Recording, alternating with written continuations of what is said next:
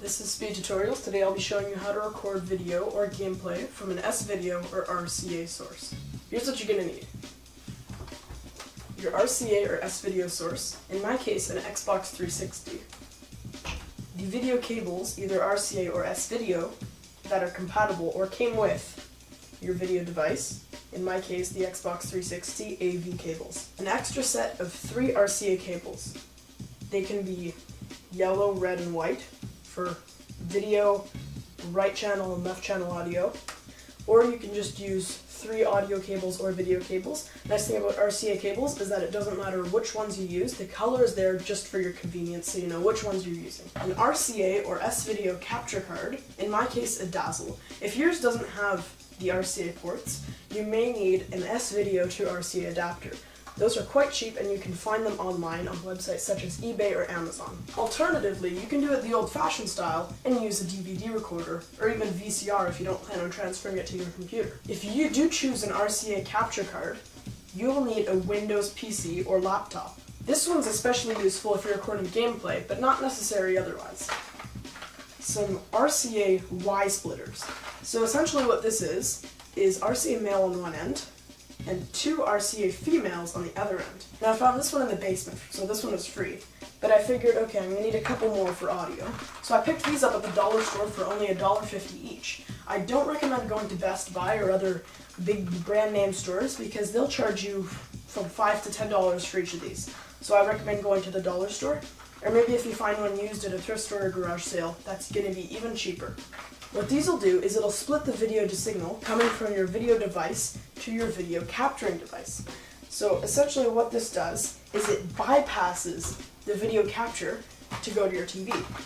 So even though this DVD recorder does have an input and an output, it is made for recording TV. This means that they didn't put too much time and effort or money into making sure that you have a low latency signal. So there is going to be about a half-second delay between the signal coming out of here and it ending up in your TV.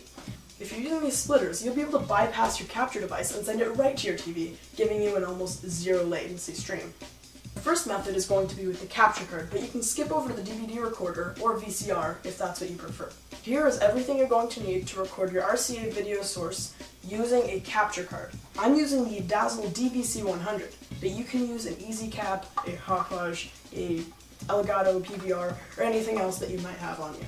I picked mine up for $5 used. First thing we're going to need to do is connect your RCA cable to your video source. In my case, the Xbox 360. Next thing we're going to do is align the yellow cable with the yellow connector on the capture card, the white cable with the white connector on the capture card, and the red cable with the red connector on the capture card. Alternatively, you can use the S-Video output of your device if it has one, and use the S-Video input on your capture card should it have one. Next thing we're going to need to do is connect the USB connector to your Windows PC or laptop. If yours didn't come with a DVD like mine, you can install the drivers online with a quick Google search. My capture card came with a DVD that included Pinnacle Studio, editing software that will let me capture directly from the capture card. But if you don't have that, you can use software like Amarek TV or Open Broadcaster software. And that's it for recording with the capture card. But the one problem is, you're going to be getting the video directly on your laptop or PC screen. Maybe you want it on your TV. I didn't notice very much latency with this, in fact I didn't notice any at all, but maybe you want to make sure you have none. In that case, you're going to need your RCA Y splitters. First thing you're going to want to do is disconnect your cables if you've already connected them. Then you're going to want to connect a Y splitter to each of the inputs.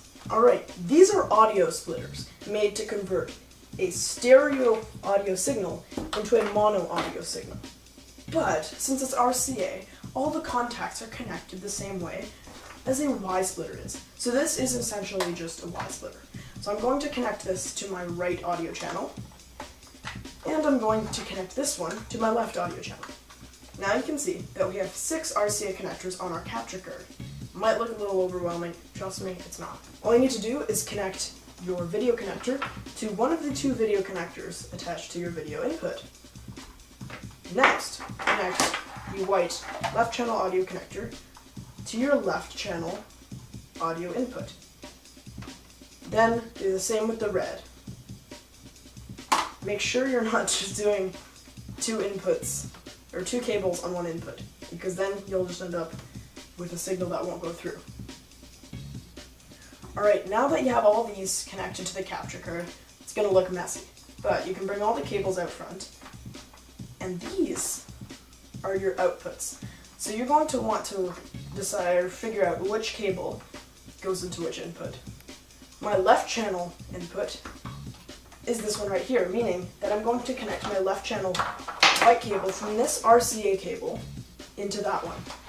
Same thing with the red and the yellow connectors.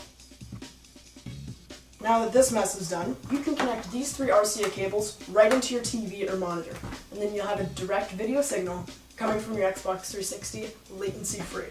Now for method number 2, we're going to be using a VCR or DVD recorder. Here's what you're going to need if you want to record your RCA output with a DVD recorder or VCR. DVD recorders are kind of tough to come by. Unless you already owned one, you're going to have trouble finding one at a store. However, if you come across one at a thrift store or a garage sale, you can easily tell it's a DVD recorder as opposed to a DVD player through the record button and a video input. So no DVD player has a record button. That's not to say that this thing can't play DVDs, it does that very well. It even has a 1080p upscaler. But this red record button will actually record from those three inputs. So what we're going to do, take our RCA or S-video cables, connect them to your video source, and optionally, you can connect them to these Y splitters, or you can connect it directly to your DVD recorder input. Mine has one in the front and an input in the back too.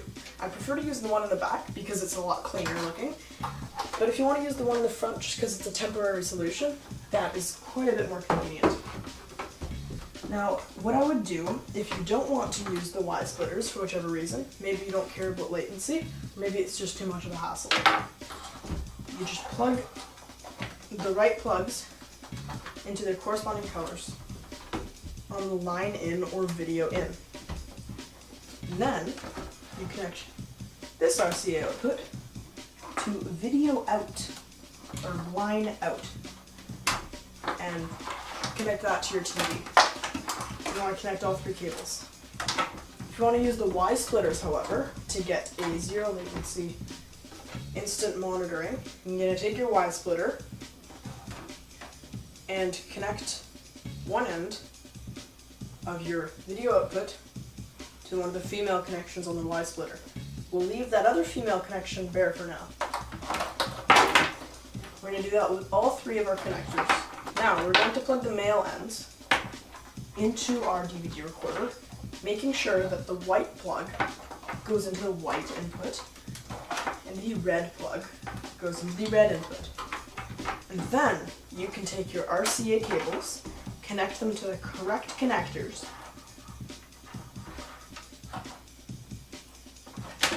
and then connect the other end to your TV, and you'll have an instant zero latency signal while recording to DVDs on your DVD recorder. Unfortunately, this DVD recorder does not actually record to USB video, but it will record to a DVD.